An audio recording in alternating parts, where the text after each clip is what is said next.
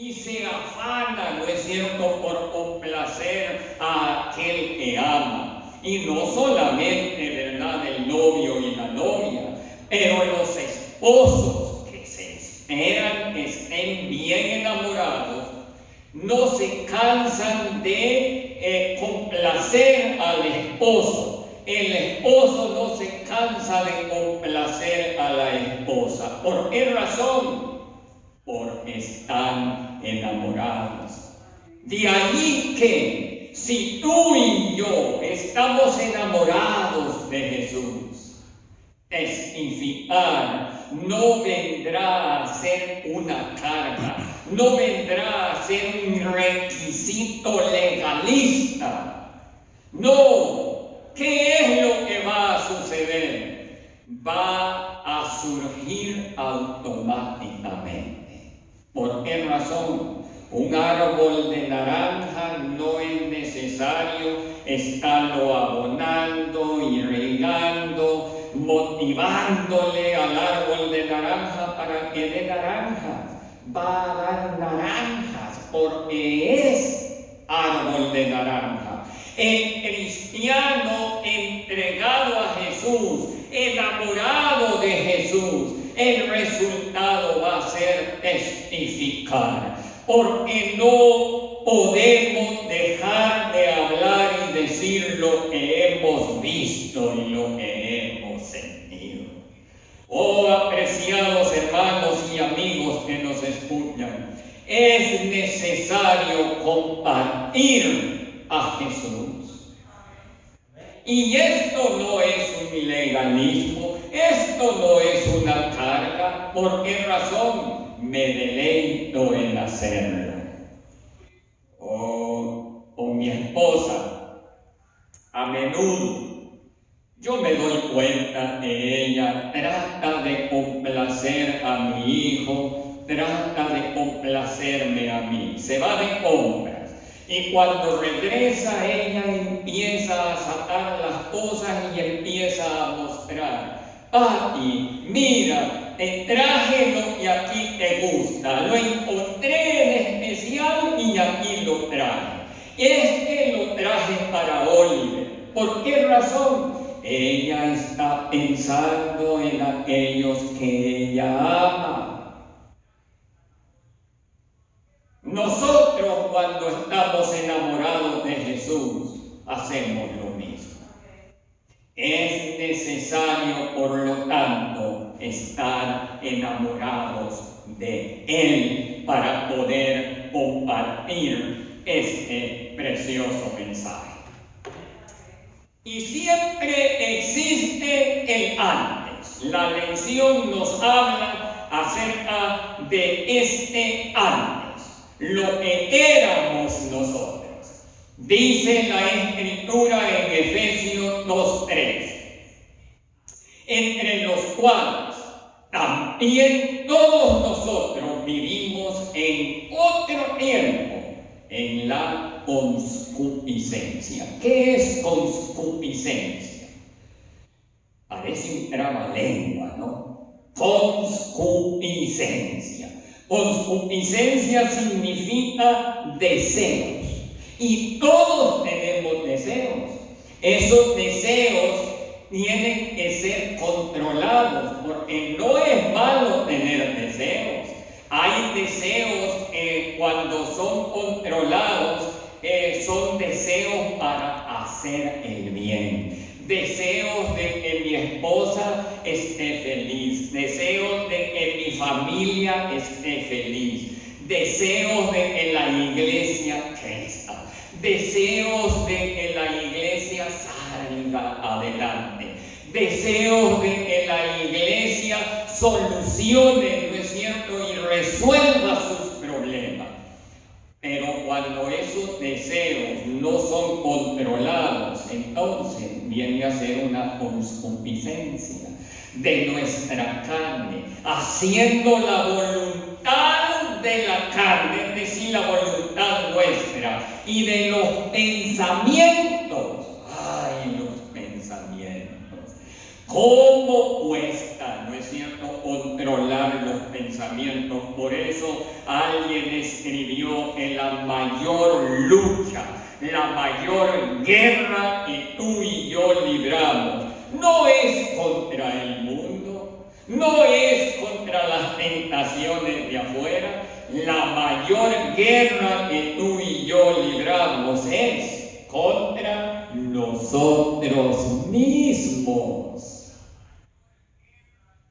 Y éramos, dice, por naturaleza, hijos de ira. ¿Se dan cuenta? Éramos por naturaleza hijos de ira, lo mismo que los demás. Pero Dios nos llama para que no seamos como los demás. Dios nos llama a que marchemos al ritmo de un tambor diferente, no del tambor mundano. Debemos de ser diferentes. Éramos, y ese es un verbo en pasado, en antes. Todo cristiano tiene un antes y luego un después. Hace poco iniciamos un proyecto, iniciativa de uno de los miembros de nuestra iglesia, de restaurar los gabinetes de la cocina de nuestra iglesia. Y entonces un grupo de voluntarios, ¿no es cierto?, se propusieron a hacerlo. Y allí estábamos, cooperamos, ¿no es cierto?, en ese proyecto. Y luego le presentamos a la junta directiva de iglesia el antes del gabinete y el después del gabinete. Por supuesto, una gran diferencia.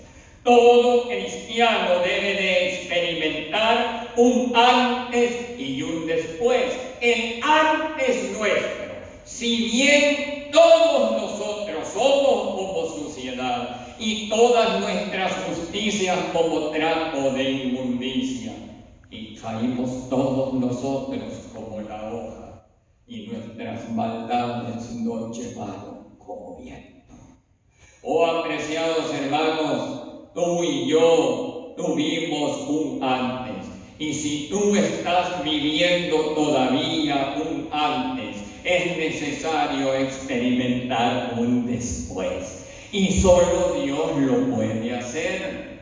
Tenemos temor. Hoy precisamente estaba hablando, ¿no es cierto?, con alguien. Y me decía, pastor, es que yo toda mi vida he acostumbrado a escuchar un tipo de música.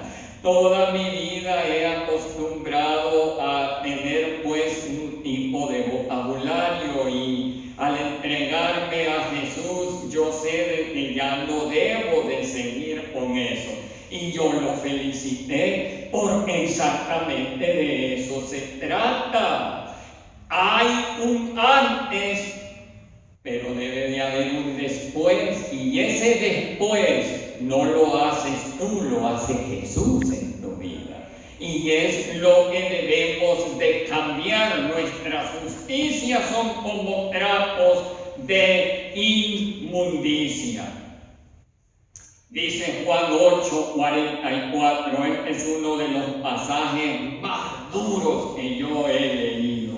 Y Jesús se lo declara, se lo dirige a los escribas y fariseos, porque le llevaban la contraria en todo. Eran legalistas de primera, pero en sus vidas eran como sepulcros blanqueados.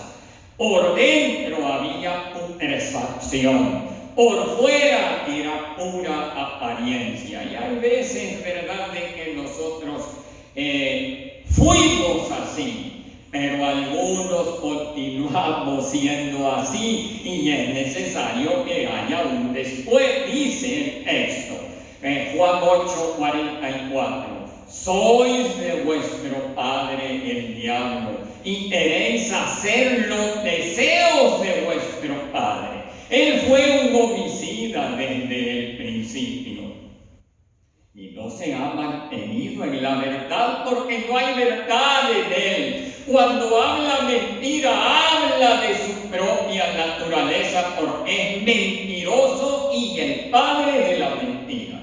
Cuando un hijo de Dios sigue practicando estas cosas, es, homicida en el sentido de que sigue guardando rencor, odio, celos para con su hermano.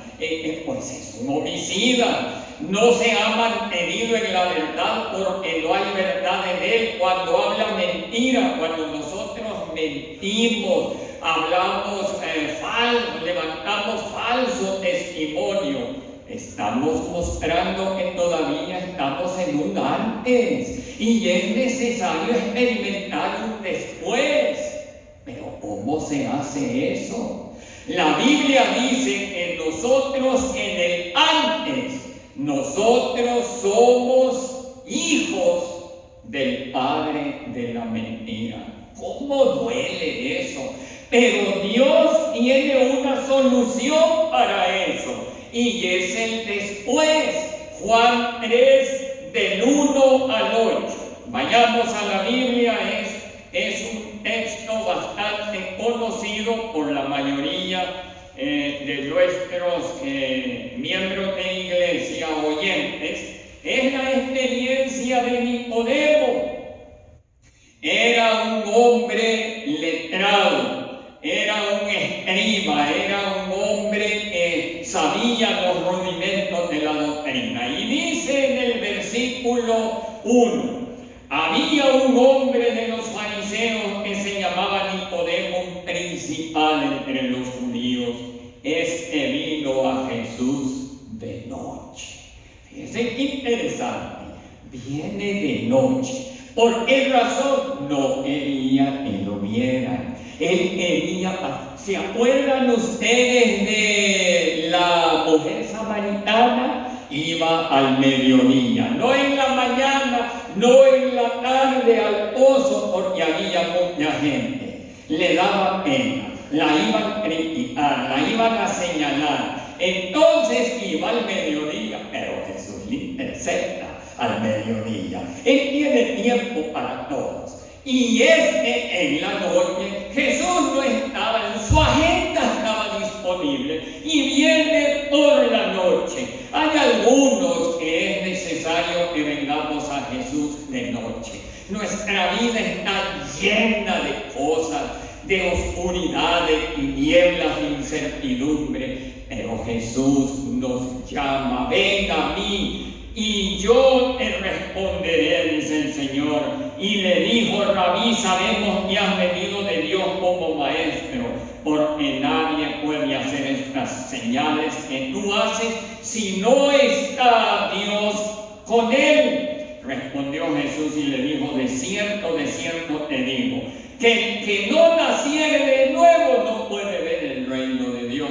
Aquí, apreciados hermanos, Jesús está presentando: mira, tú tienes un antes. Ahora yo te voy a presentar un después. Lo que a ti te sucede es esto: sois de vuestro padre el diablo y queréis hacer los deseos de vuestro padre. Entonces, lo que necesitas hacer es una nueva naturaleza, un después. El que era ladrón deja de ser ladrón, el que era mentiroso deja de ser mentiroso, el que es infiel deja de ser infiel. Pero para eso hay que nacer de nuevo. Y entonces pregunta Nicodemo. Versículo 4. ¿Cómo puede un hombre nacer siendo viejo? ¿Puede acaso entrar por segunda vez en el vientre de su madre y nacer? Bueno, la pregunta era justa. Respondió Jesús: de cierto te digo, o en verdad te digo. Es una frase afirmativa, contundente. Esto no está lleno de error. En verdad, yo no hablo mentira, estaba diciendo Jesús. Y le dice, y le enfatiza en que no nacieron de agua y del Espíritu, no puede entrar en el reino de Dios. Y está hablando de ¿qué? El bautismo. Al salir de la tumba líquida, el agua, Jesús se bautizó, para ejemplo nuestro. Y no se bautizó de niñito. La Virgen María no lo llevó, ¿verdad?, allí al templo a que le echaran agua en la cabeza. Lo llevó para ser presentado. Eso es lo que la Biblia enseña. Y lo dedicó al Señor, a Jesús. Pero ya crecido, la palabra de Dios nos enseña que todo hombre, toda mujer, todo joven, todo niño, al crecer y tener edad ya de raciocinio, debe de ser sumergido en la tumba líquida, en el agua, y surgía una nueva vida. Y la palabra de Dios así lo señala, para que haya un después. Lo que es nacido de la carne, carne es, y lo que es nacido del Espíritu, Espíritu es. No te maravilles que te dije, o es necesario nacer de nuevo. El viento sopla de donde quiere y oye su sonido, mas ni sabe de dónde viene ni a dónde va, si es todo aquel que es nacido del Espíritu. Oh, apreciados hermanos, necesitamos ese después. Y noten ustedes lo que dice Efesios 2, 4 al 6, de que ese después, ese logro de vida, ese gozo recuperado, ese deseo de vivir, esa esperanza de seguir en nuestra lucha, en nuestro camino, se logra no por tus fuerzas, no por tu poder, no por tu experiencia, no por tu conocimiento. Somos salvos por gracia. Y Efesios 2, 4 al 6, busquemos en la palabra de Dios, Efesios capítulo 2, versículos del 4 al 6, lo presenta Pablo de manera magistral de cómo tú y yo somos salvos, y es el después. Un cuerpo, dice la palabra acá, perdón, estamos hablando de Efesios 2, 4 al 6. Pero Dios, que es rico en misericordia, por su gran amor con que nos amó, aun estando nosotros muertos en pecados, Él antes nos dio vida juntamente con Cristo. Por gracia soy salvo. Este es el después. Por gracia, dice, soy salvo. Versículo 6. Y juntamente con Él nos resucitó. Ese es el bautismo. Eso es nacer de nuevo. Una nueva naturaleza. Y entonces dice, nos hizo resucitar, dice, nos resucitó, y así mismo nos hizo sentar en los lugares celestiales con Cristo Jesús. Venimos a ser familia del reino de los cielos. ¡Qué gran privilegio! Versículo 8. Porque por gracia soy salvos. Y esto no de vosotros, pues es don de Dios, no por obras, para que nadie se gloríe. La salvación no se logra, y en eso consiste proclamar a Cristo. Vamos a proclamar a Cristo no con un énfasis legalista, y hay que hacer esto, y hay que hacer esto otro, y hay que dejar esto otro. No, vamos a lo primordial. Cristo te salva. Tú lo que tienes que hacer es aceptar esa salvación. Ah, dirá alguno, pero ¿y después? Esa gracia, hermano Alfaro, esa gracia es transformadora. Amén. Porque cuando Jesús nos intercepta en el camino, nos ama tanto, cura nuestras heridas, nos da esperanza, nos levanta, así como le dijo a María, ni yo te condeno. La levantó. Posiblemente le limpió, ¿no es cierto?, la sangre de los golpes, las escupidas, le acomodó el cabello y le dijo, yo no te condeno, hija, vete y no peques más. La gracia y la justicia se juntaron. Todo viene de gracia. Y esa gracia, apreciados, nos hace aptos para vivir una vida transformada. Todo viene de gracia, nos perdona de la culpa. Y no tienes tú que hacer procesiones, no tienes que hacer una serie de ceremonias para que tus pecados sean perdonados. Tú vas a Jesús, reconoces tu pecaminosidad y Él te declara justo, te perdona, nos libera de las garras del pecado y de su condenación y nos da un nuevo nacimiento. Amén. Yo siempre me he preguntado, ¿qué es lo que te detiene? ¿Qué es lo que te detiene, tu querido amigo, amiga que me escuchas? ¿Que no has experimentado la gracia de Dios en tu vida?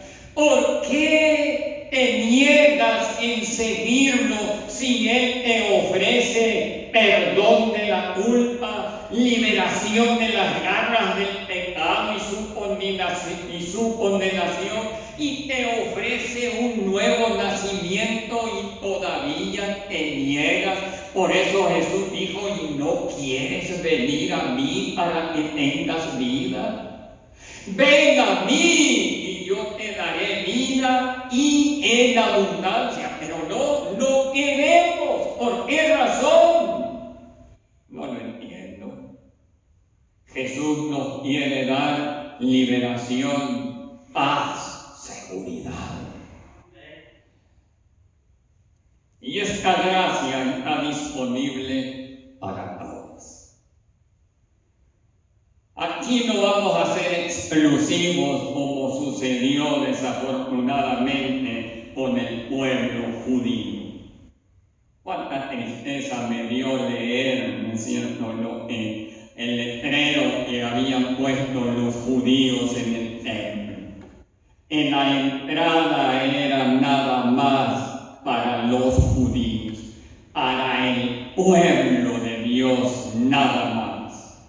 Los gentiles no podían entrar porque podían ser muertos. ¡Qué barbaridad!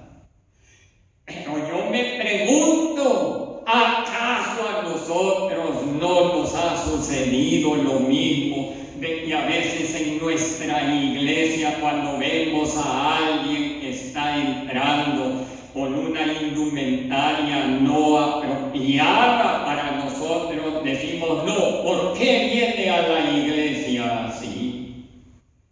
Cristo nos acepta tal y como somos, pero nos ama tanto que no nos deja como estamos, nos transforma. Amén. Efesios 2, 13 y 14 dice, porque Él es nuestra paz, que de ambos hizo uno, derribando la pared intermediaria de separación.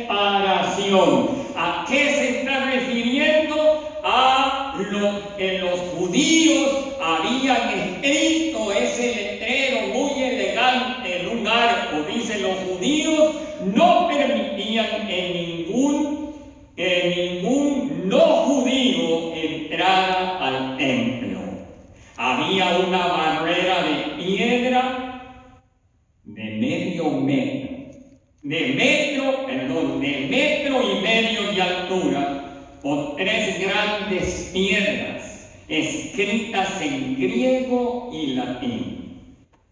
Es como decir, escritas en inglés y en español. Era verdad el idioma que se maneja, griego y latín, advirtiendo a los gentiles o extranjeros que si procedían más allá de este recinto exterior del templo, lo harían a riesgo de sus propias vidas. Hágase visto tal cosa. La iglesia está abierta para todos. Jesucristo dijo, mi casa será llamada casa de oración. ¿Para qué? Para todos los pueblos. Por eso se le llamó el deseado de todas las gentes. Esa pared de división tiene que quedar atrás. El después. Por tanto, nosotros todos mirando con cara descubierta como en un espejo la gloria del Señor, somos transformados en la misma imagen de gloria en gloria como por el Espíritu del Señor. Aquí la palabra que está utilizando Pablo es la palabra metamorfosis. Transformados, la metamorfosis. De una oruga, de un gusanito, se va transformando y luego salen alas y vuela. Así es el Hijo de Dios. El antes que se arrastraba como gusano, el después que alza alas como el águila. Listos para proclamar esas buenas nuevas y esa transformación. Santiago y Juan hablan la lección, los hijos del trueno, enojones como ellos solos. Ellos querían destruir a Samaria, que cayera fuego del cielo como hizo Elías. Y Jesús les dijo, un momento, yo he venido por pecadores, no por justos. Santiago y Juan fueron transformados. A tal manera que Juan escribe, ¿no es cierto?, el Evangelio de Juan. Lean el Evangelio de Juan. Ese Evangelio transforma. Amén, amén. Lean primera, segunda y tercera de Juan. Lean en el Apocalipsis. Está lleno de Jesús. Amén. ¿Por qué lo transformó? ¿Cómo se logra eso de un fosforito? Porque se encendía con facilidad. ¿Y cuántos de nosotros no somos fosforitos, pues? Pero necesitamos un después. Pedro el impetuoso, el que hablaba primero y pensaba después. Enojón. Andaba con una espada escondida allí, a tal manera que ya cuando iba a suceder, ¿verdad?, lo que sucedió, la sacó y le cortó la oreja a uno de los soldados, de los siervos que estaban allí. Él no le tiró a la oreja, no le tiró al cuello, pero se hizo a un lado y le cortó la oreja.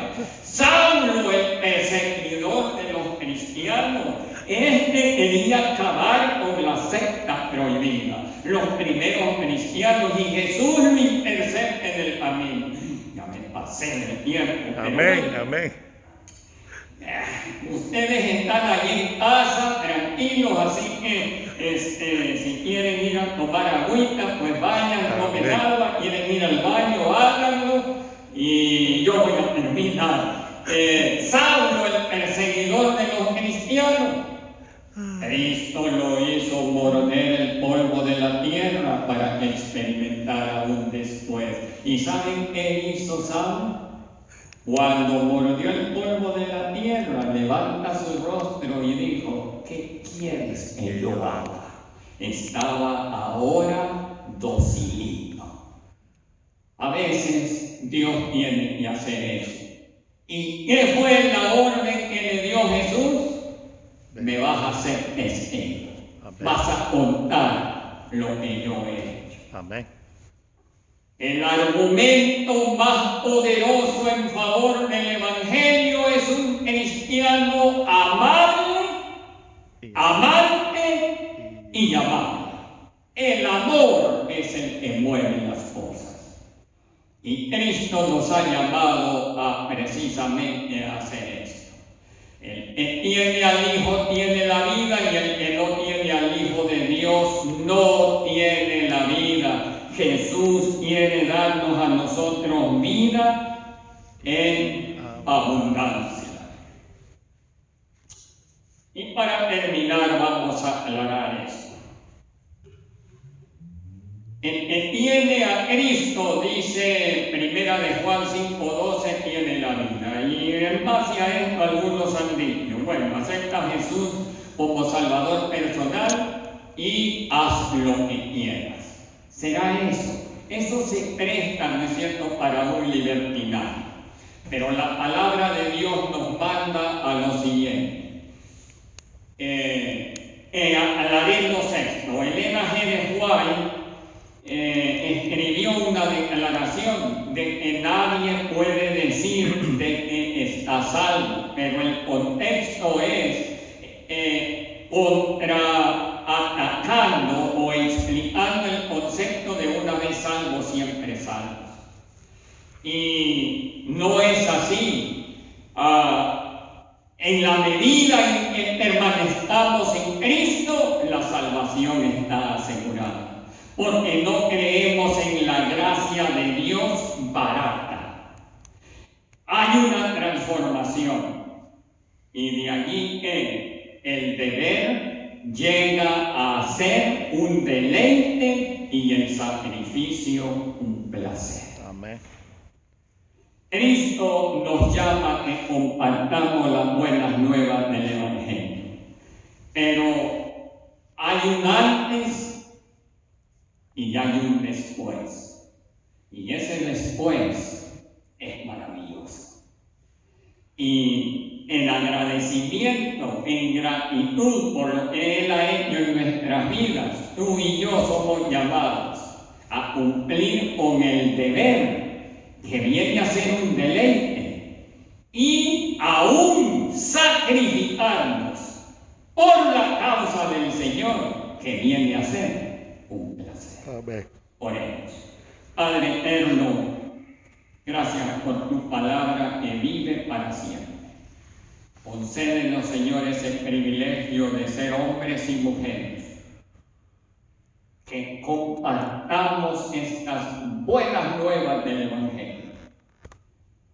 Ese antes debe de quedar atrás para que el después pueda regir nuestra vida. Con Cristo estoy justamente crucificado, ya no vivo yo, mas Cristo vive en mí, dijo Pablo.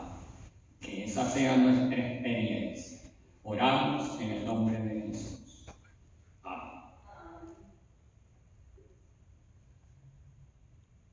Bien, vamos a prepararnos para el culto divino. Discúlpenme, me pasé de tiempo, pero el sábado es el sábado del Señor, no es nuestro, es de Él, y lo vamos a disfrutar, por supuesto.